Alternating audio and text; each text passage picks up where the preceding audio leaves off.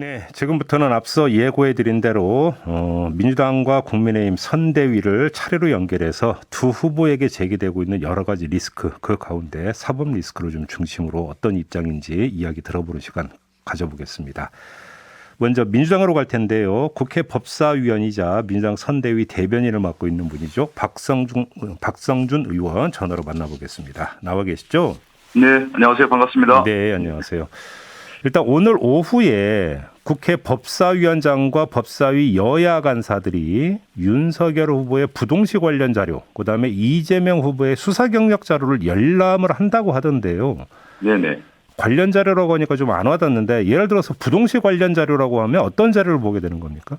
그러니까 그 설명을 좀 드리면요. 지난 주에 법사위에서 박범계 장관과 함께 이제 현안 질의가 있었거든요. 그래서 현안 질의라고 했을 경우에 주요 이슈에 대해서 법사위원들이 질문을 하는데 지금 윤석열 후보의 부동시 관련, 그러니까 짝눈인데 짝눈을 통해서 군대를 가지 않았다라는 겁니다. 그런 의혹이 이제 제기되고 있으니까 그렇다고 하면은 이 부동시 관련된 자료를 보는 것이 마땅하다. 그래서 법무부 장관에게 자료 제출을 요청을 했더니 법무부 장관이 이제 여야 이제 합의를 통해서 의결을 해주면 제출할 수 있다라는 겁니다. 그래서 이제 그 의결을 통해서 부동시 관련 자료를 오늘 오후에 법사위원장, 그 여야 간사가 이제 열람하게 되는데 내용은 이거예요. 82년도에 군대를 갔을 때는 부동시로 인해서 군대를 가지 않았는데 94년과 2002년도에 공무원, 그러니까 검사 임용 당시에 신체 검사서를 보니까 정상인 거 아니냐라고 하는 의혹이 있었던 겁니다.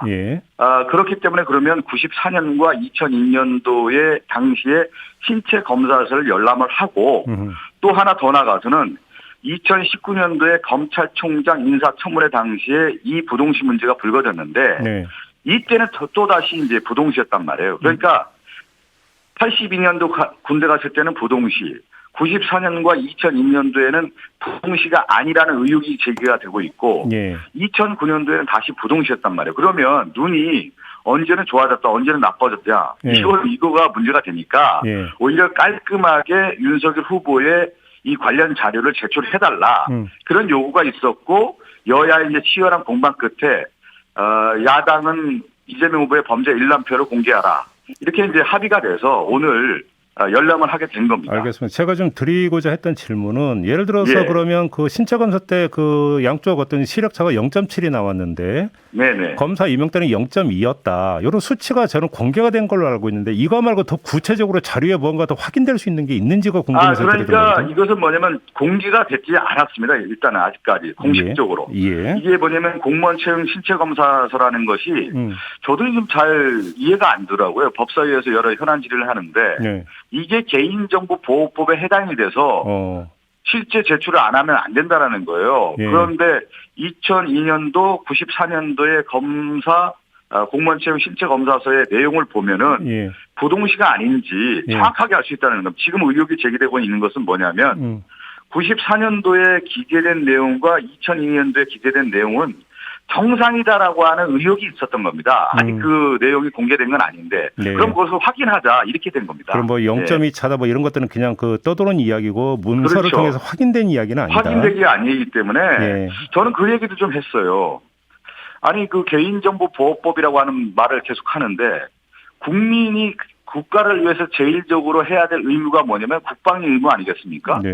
국방의 의무라고 했을 경우에 군대를 갔다 왔냐 안 갔다 왔냐에 대한 부분인데 만약에 군대를 안 갔는데 정당한 사유가 아닐 경우에 대통령 후보로서 국군 통수권자 아니겠습니까? 만약에 된다고 하면은 국방의 의무를 지키지 않은 자가 어떻게 군대를 지휘할 수 있느냐. 알겠습니다. 매우 중대한 문제 아니겠습니까? 일단 그러면 여야 간사가 이제 열람을 하게 되는데 열람한 후에 열람 내용을 모두 공개하도록 했습니까? 어떻게 돼 있습니까? 열람된 내용은 공개할 수가 있는 것이죠. 다 공개를 할 수 있다. 왜 그러냐면 이 내용은 의결을 통해서 했고 열람했을 경우에 위원장과 여야 간사 간에 이걸 열람을 한 다음에 그것은 정확한 팩트가 있는 거 아니겠습니까? 자료에 대해서 이렇게 나왔다더라. 그러면 박주민 의원이 간사가 이 내용에 대해서는 공개할 수 있는 것이죠. 복사는 못하고 가서 메모는 해올 수 있는 겁니까?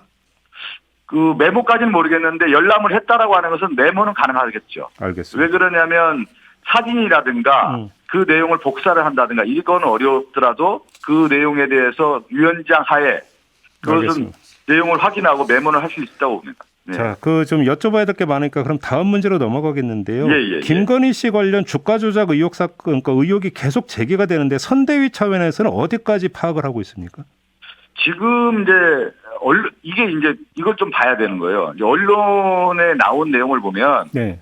이제 선대위 차원에서 파악을 하고 있냐 이걸 지금 질문한 거 아니겠어요? 그런데 지금 전체적인 흐름을 보면 원래 이런 내용은 검찰 수사가 나오고 수사에 대해서 언론이 받아들이고 정치적으로 이거에 대한 이제 대응 이렇게 이제 수순이 되는 건데 지금 검찰 수사가 제대로 수사가 됐느냐에 대한 의문도 좀 있는 거고요.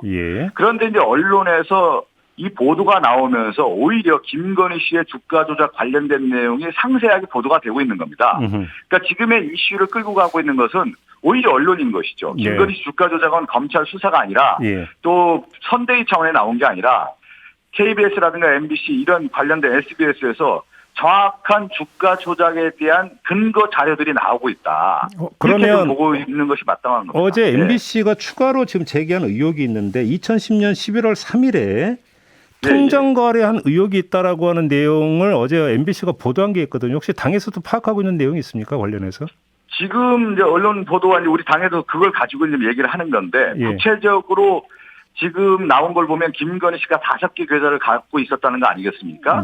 그리고 또 하나는 그 김건희 씨와 장모 최은순 씨와의 거래도 지금 드러나고 있는 거고 그가 실질적으로 거래를 했을 경우에 그 물량을 몇 초 만에 다 받았다라고 하는 것이 언론 보도에 나오고 있지 않습니까? 32초 만에 받았다는 보도가 있어요. 그 이전에 이미 주가 조작 2010년 5월에 윤석열 후보는 이미 주가와 관련된 거래를 하지 않았고 손해를 봤다라고 얘기를 했는데 그 이후에 언론 보도가 오히려 2010년 5월 이후에 주가 거래한 정황이 나오고 실제 이것이 계좌도 윤석열 후보는 하나만 얘기를 했는데 5개 계좌가 이미 드러나고 있고 더 나아가서는 도이치모터스 주가 조작과 관련된 의혹을 오히려 장모, 그러니까 김건희 씨의 어머니하고도 거래했다는 정황까지 나오고 있는 거고 더 나아가서는 요즘에 이 얘기까지 나온 거 아니겠습니까? 김건희 씨의 이력을 봤더니 도이치모터스 이사라고 등재되어 있는 거 아니겠어요? 그렇다고 하면 내부자 정보를 통해서 거래한 것이 아니냐라고 하는 의혹까지 지금 나오고 있는 것이죠. 알겠습니다. 혹시 그 수사가 어디까지 진척이 됐고 김건희 씨 조사가 안 되는 이유는 혹시 법무부로부터 설명드릴 게 있습니까? 그거는 저희들이 법사위에서 왜 검찰 수사가 이렇게 더디냐. 그러니까 이 내용은 한번 짚어보면 2013년도에 경찰 내사보고서에서 이미 보고가 된 겁니다. 주가 조작에서. 그러다가 이 검찰에서 수사가 제대로 안 되다가 이 윤석열 검찰총장 당시에도 이 문제 의혹 제기가 있었어요. 그런데 시간이 제한돼 있으니까 좀 다시 축약을 해서 김건희 씨 소환 조사가 안 되고 있는 이유에 대한 설명이 있었는지만 좀 답변 부탁드리겠습니다. 설명이 지금 안 되고 있죠. 안 되고 있습니까? 법무부 장관에게 왜 소환 조사가 안 되고 있느냐. 그 얘기를 꾸준히 물어봤는데 실제 이제 검찰의 수사가 지금 진행되고 있다는 사안으로만 얘기했지 구체적으로 얘기를 하지 않았습니다. 알겠습니다. 그래서 오히려 제가 말씀드린 것처럼 언론에서 지금 구체적인 사실이 나오니까 오히려 검찰 수사를 리드하고 있는 형국이 된 겁니다. 지금. 자, 이번에는 이 문제를 여쭤보겠습니다. 그 이재명 후보 부인 김혜경 씨 관련 의혹도 계속되고 있는데요.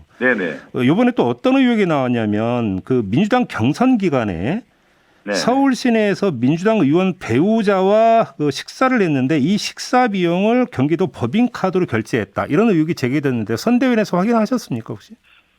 이거는 이제 이렇게 봐야죠. 김혜경 여사와 관련된 내용이 지금 한 2달 넘게 나온 것 같아요. 그 지금 쭉 보면은 하나하나 이제 살라미 형태로 이제 보도가 되고 있는데. 이 보도 형태에 대해서 말씀을 드리는 게 아니라 일단 이 내용에 대해서 김혜경 여사가 사과를 했고 특히 이재명 후보도 이 논란을 야기한 것 자체가 불찰이고 관리 부실한 면에 대해서 사과를 계속 하지 않았습니까? 그리고 지금 진행되고 있는 것은 경기도에서 감사실에서 감사를 진행하고 있는 거 아니겠습니까? 전체적인 진행을 하고 있다. 그러니까 지금 대선을 7일 앞으로 남은 이 시점에서 김혜경 여사가 지금 2달 연속해서 지금 보도가 되고 있단 말이에요.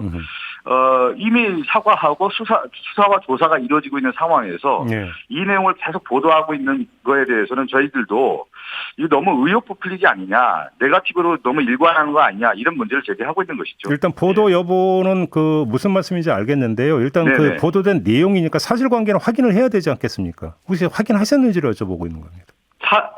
이 내용에 대해서는 제가 구체적인 내용은 사실 모릅니다. 알겠습니다. 아마 선대위 차원에서 만약에 이제 반박 보도가 있다고 하면 논평이 있다고 하면 논평이 나갈 것으로 알고 있습니다. 예. 자, 어제 국민의힘에서 엊그제군요. 그 정영학 녹취록 일부 내용을 또 추가로 공개한 게 있는데 네네. 남욱 변호사가 제3자로부터 시장님도 이재명 시장을 뜻하는 거겠죠. 시장님도 예. 그림까지 그려가면서 1,000억만 있으면 되잖아. 그러면 대장동이든 뭐든 관심 없어라고 말했다는 걸 들었다.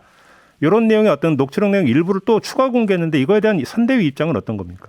그 야당 의원이 지금 이 문제를 또 제기한 거 아니겠어요? 예. 지금 계속해서 지금 제3자로부터 들은 내용을 이렇게 받았다라고 하는 녹취록을 일부 공개한 게 있습니까? 예. 그러니까 전체적인 맥락보다는 한 일부분을 이제 발췌해서 내놨다고 볼 수가 있는 건데, 저는 이렇게 얘기 드리고 싶어요. 지금 전체적으로 녹취록의 내용의 일관적인 내용을 보면은 김만배와 남욱이 화천대회 대주주 역할을 한 거 아니겠습니까? 그러면 김만배는 우리는 손해를 보게 한 사람은 이재명이었고 CR도 안 먹혔다라고 하는 내용을 한 사람이 남욱이었단 말이에요. 네. 그러면 이 두 사람의 일관되는 내용을 봤을 때는 자기들에게 손해를 준 사람이 누구냐? 결국 이재명이라고 하는 부분을 일관되게 얘기하고 있지 않습니까? 이 내용을 제가 볼 때는 뭐라고 할까요? 이제 상쇄시키기 위해서 야당에서 한 부분을 가지고 지금 공격하고 있는 거 아니냐, 이렇게 좀 보고 있는 겁니다. 한마디로 예. 침소봉대다, 부풀리기다 이렇게 그렇죠. 보시는 겁니까? 예. 알겠습니다. 자, 의원님 말씀 여기까지 드릴게요. 고맙습니다. 네, 감사합니다. 네, 더불어민주당 선대위 대변인을 맡고 있는 박성준 의원이었고요. 이번에